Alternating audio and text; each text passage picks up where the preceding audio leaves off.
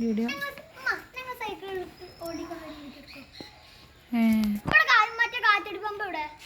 അത് പൊട്ടില്ല.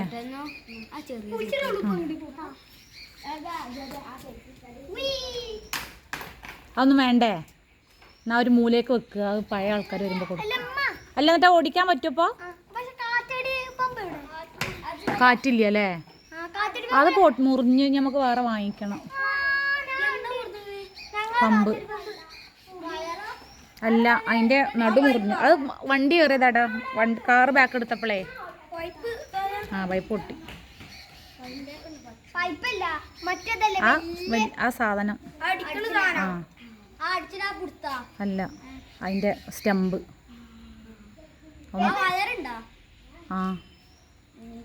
ഇവിടെ ഇവിടെ ഉണ്ടല്ലോ, നോക്കാം.